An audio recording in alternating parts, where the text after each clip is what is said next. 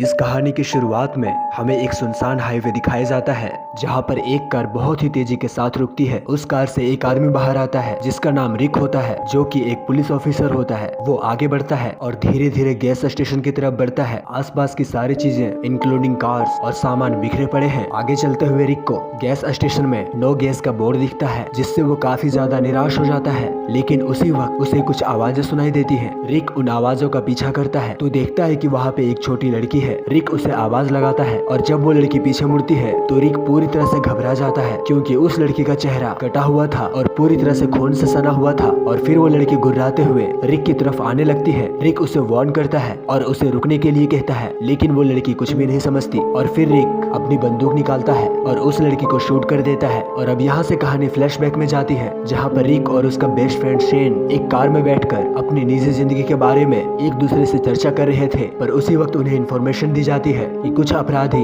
एक कार में बैठकर वहां से भाग रहे हैं। रिक और शेन इस न्यूज को सुनते ही उन अपराधियों के पीछे लग जाते हैं। वहीं पे रिक के साथी पुलिसकर्मी उसी रोड्स को ब्लॉक कर देते हैं जहां पर वो अपराधी आने वाले थे। और कुछ देर के बाद उन अपराधियों की कार उससे टकरा जाती है और पलट जाती है, जिसमें से कुछ मारे जाते हैं और कुछ फायरिंग करने लगते हैं। रिक और उसके साथी भी फायरिंग करने लगते हैं, लेकिन इसी बीच एक अपराधी छुपा होता है और वो रिक को शूट कर देता है। ये देखकर शेन जल्दी से उस अपराधी को मार डालता है और रिक के पास पहुंचता है। रिक की हालत बहुत ही ज्यादा खराब होती है और अब धीरे धीरे उसकी आंख बंद होने लगती है। और जब वो हल्का सा होश में होता है तो वो महसूस करता है कि वो एक हॉस्पिटल में है और उसका बेस्ट फ्रेंड शेन उसके लिए कुछ फ्लावर्स को लाया है। और अचानक से उसकी आंख बंद हो जाती है। कुछ समय के बाद रिक जब होश में आता है तो वो खुद को उसी हॉस्पिटल के बेड में पाता है। तभी उसकी नजर शेन के लाए हुए फूलों पर पड़ती है, जो कि पास में ही रखी गई थी और मुरझा गई थी। मतलब कि उसे बेड में पड़े हुए काफी टाइम हो चुका है। रिक काफी ज्यादा कमजोर होता है, लेकिन वो जैसे तैसे बेड से उठ जाता है। वो काफी बार नर्स को भी आवाज लगाता है, लेकिन उसकी आवाज कोई नहीं सुनता। साथ ही रिक देखता है कि उस हॉस्पिटल की हालत बहुत ही ज्यादा खराब होती है, क्योंकि उसके रूम में पड़ी सारे इंस्ट्रूमेंट और सारी मशीन अब खराब हो चुकी होती है। वो धीरे धीरे उस रूम से बाहर निकलता है तो देखता है कि उस रूम का दरवाजा किसी ने ब्लॉक किया था। साथ ही उस पूरे हॉस्पिटल में कोई भी नहीं होता। रिक को कुछ भी समझ नहीं आ रहा था कि आखिर यह हो क्या रहा है। वो कुछ दूर और आगे जाता है तो वहाँ पर नर्स की पड़ी हुई लाश होती है, जो कि पूरी तरह से सड़ चुकी थी। साथ ही वहाँ पर बहुत सारे खून के निशान होते हैं और दीवारों पर गोलियों के चलने के निशान। ऐसा लग रहा होता है मानो यहाँ पे जरूर कुछ हुआ है। रिक आगे बढ़ते हुए हॉलवे में पहुँचता है, जहाँ पर एक दरवाजे को बंद किया गया था। साथ ही उस पर लिखा गया था कि डोंट ओपन। और तभी दरवाजे के उस साइड से एक खून से सना हुआ हाथ बाहर आने की कोशिश करता है। रिक इससे बहुत ज्यादा घबरा जाता है और जल्दी से हॉस्पिटल से बाहर निकलने लगता है। और थोड़ी देर के बाद वो हॉस्पिटल से बाहर आ जाता है, लेकिन बाहर का नजारा और भी ज्यादा भयानक होता है, क्योंकि वहाँ सैकड़ों की तादाद में लाशें प्लास्टिक बैग में पैक होती है, जिसमें से कुछ हिलडुल भी रही थी। उन लाशों से बहुत ही तेज दुर्गंध आ रही थी। रिक बहुत ज्यादा घबरा जाता है और वो तुरंत अपने फैमिली के बारे में सोचने लगता है। उसकी एक पत्नी थी और एक बेटा था जिसका नाम कार्ल होता है। तभी उसकी नजर पास में पड़ी एक साइकिल पे पड़ती है। वो उसे उठा लेता है, पर तभी वहाँ मौजूद एक दूसरी औरत जिसका शरीर कट गया था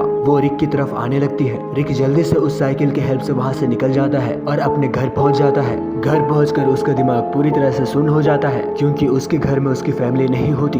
वो घर के बाहर आता है तो उसे सड़क पर एक आदमी चलता हुआ दिखाई देता है। रिक उससे पूछता है कि आखिर यहाँ पे हुआ क्या, लेकिन तभी कोई उसके सर पर अटैक करता है, जो कि एक छोटा बच्चा था। और उसी वक्त वहाँ पे उसके पिता आ जाते हैं, जो कि उसी सड़क पर चल रहे उस आदमी को मार डालते हैं। फिर वो आदमी रिक के पास पहुँचता है और रिक से पूछता है कि तुम्हारे शरीर पर ये बैंडेज क्यों है। रिक उसके सवालों का कोई जवाब नहीं दे पाता और बेहोश हो जाता है। और जब उसकी आंख खुलती है तो वो खुद को बंधा हुआ पाता है, क्योंकि उस आदमी ने रिक को अपने घर में ले आया था। उस आदमी का नाम मॉर्गन होता है। रिक उससे पूछता है कि आखिर यहाँ पे चल क्या रहा है।